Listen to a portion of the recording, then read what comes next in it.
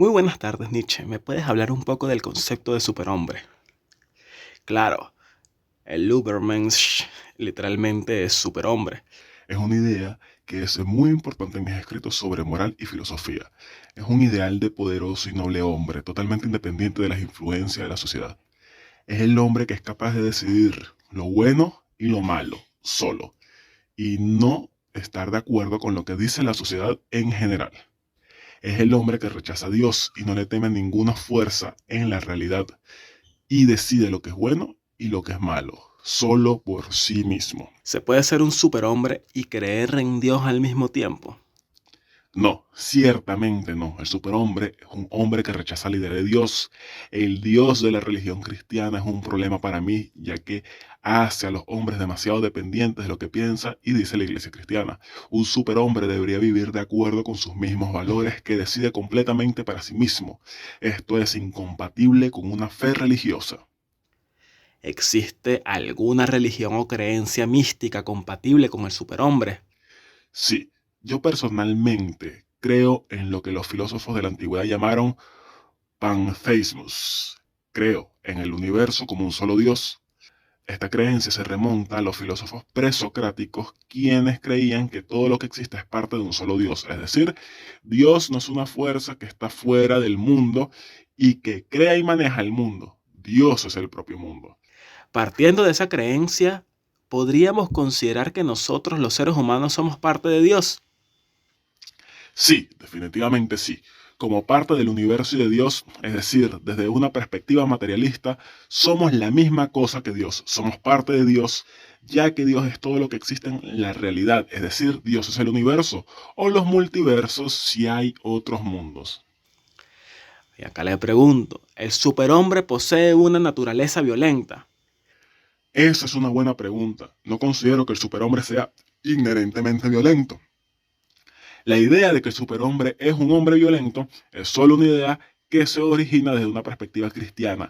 La idea de un hombre fuerte y violento se considera malo en la tradición cristiana, por lo que también se considera malo desde una perspectiva cristiana, pero no considero por sí mismo que el superhombre sea inherentemente violento. Entonces, ¿por qué crees que Adolf Hitler usó el concepto del superhombre para justificar conductas violentas en contra de sus enemigos? Hitler tomó un concepto que yo usé pero lo tergiversó de tal manera que se tornó completamente irreconocible. Hitler usó el concepto del superhombre como una propaganda en favor de una raza que creía que era superior y después usó esta idea de raza superior para justificar el matar los que consideraba inferiores. No tengo nada en contra de los judíos o cualquier otra raza. Hitler fue un criminal de guerra terrible.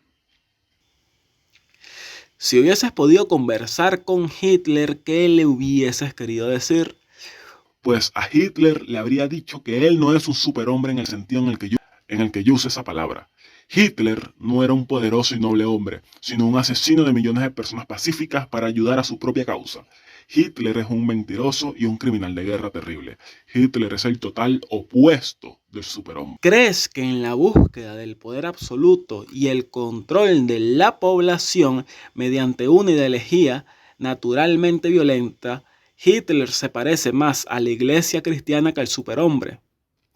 Sí, esa es una comparación muy válida. Hitler, según algunos historiadores, fue influenciado por la iglesia y la religión al crear la ideología nazi. Creo que esta es una opinión muy válida. Hitler usó el concepto de Dios para crear un sentimiento del pueblo unido. Hitler usó a Dios para la justificación de sus crímenes. Aquí Nietzsche, bueno, solo dijo la inteligencia artificial de él por si acaso. ¿Qué opinas de las redes sociales del presente y el uso que las masas le dan a las tecnologías actuales? La prolificación de la superficialidad en las redes sociales dificulta la aparición de superhombres. Creo que las redes sociales del presente son una fuerza que promueven la superficialidad y el individualismo. Las redes sociales promueven el ideal de hacer lo que uno personalmente quiere. Esto es una fuerza contra la idea de vivir para algo más grande que uno mismo. Por lo tanto, las redes sociales son una fuerza contra la idea de ser un superhombre. Alguien que vive para algo más grande que sí mismo. ¿Crees que las redes sociales son una forma de control de la población similar a la religión, ya que ahora los niños muy jóvenes usan tablets con acceso a internet para mantenerse entretenidos y los padres lo consienten para liberarse de la responsabilidad de ser un padre?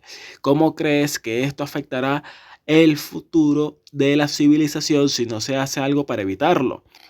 Este es un muy buen punto. Es fácil para los padres darle un teléfono inteligente a los hijos para que se mantengan entretenidos, pero cuando crecen van a ser adictos al teléfono, como muchos adultos hoy. Creo que esto es perjudicial para la sociedad. Lo mejor sería intentar mantener a los niños y jóvenes lejos del teléfono para que no se conviertan en adictos. La adicción a un teléfono es una adicción que destruye la capacidad del pueblo para unirse y vivir en conjunto. ¿Puedes explicar el existencialismo ateo del cual eres el principal exponente? El existencialismo ateo es una forma de filosofar que niega la existencia de Dios. Yo soy un ateo que cree en el existencialismo. Se puede hablar de dos cosas como la libertad del hombre y de los problemas de la vida humana sin la existencia de Dios. Esto es lo que yo creo como un ateo existencialista. Soy un ateo porque no creo en Dios y soy un existencialista porque creo que la vida humana tiene valores importantes como el arte y la vida en la sociedad, incluso sin creer en algo como Dios. ¿Qué podemos estudiar que nos ayude a encontrarle el sentido a la vida? Pues yo creo que la filosofía es definitivamente una buena base para entender mejor la vida y para encontrar un tipo de sentido de vida. También se puede aprender sobre historia, arte y la religión para ayudar, pero la cosa más importante que me ha ayudado a encontrar un sentido de vida son mis amistades y mis relaciones con otras personas. Me ayuda a no sentir que este mundo está solo en contra de mí. En vez me ayuda a ver que es uno donde otras personas experimentan cosas similares a mí.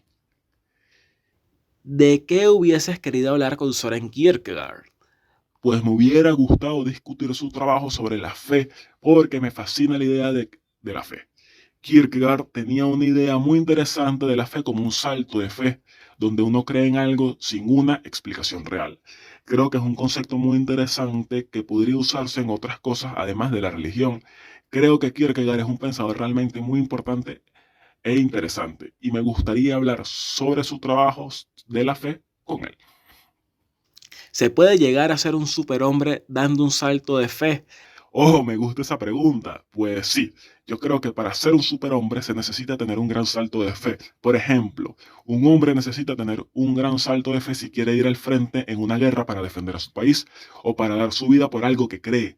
Esto es un gran e importantísimo salto de fe. También se puede usar un salto de fe para las cosas más simples de la vida, como decidir lo que es bueno y lo que es malo, sin la ayuda de alguien o de algo. ¿Conoces el trabajo de J.B. Peterson y cómo él te ha usado como referencia en sus obras? ¿Qué opinas de él? Sí, conozco el trabajo de Jordan Peterson. Tengo un cierto respeto por su trabajo, aunque no todo lo que dice coincida con mis propias ideas. Creo que Peterson es un gran pensador que es capaz de ver la vida de una perspectiva muy objetiva y razonable.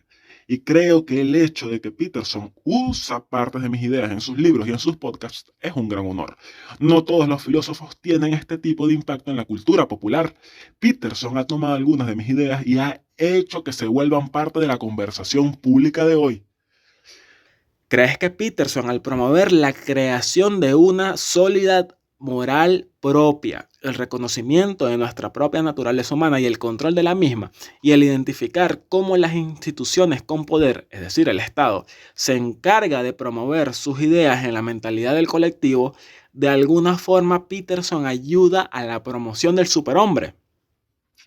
Muy buena pregunta. Sí, yo diría que Peterson, al menos en este sentido, ayuda a la promoción del superhombre. Creo que Peterson ayuda a la promoción del superhombre porque promueve el pensamiento individual y la capacidad de decidir lo que es bueno y lo que es malo solo por sí mismo. También estoy de acuerdo con Peterson en el Estado y las instituciones de poder que a veces promueven un pensamiento popular y no la individualidad. Y esto debe ser criticado. ¿Crees que si hubieses estado vivo en el siglo XXI, la izquierda política te hubiese intentado cancelar?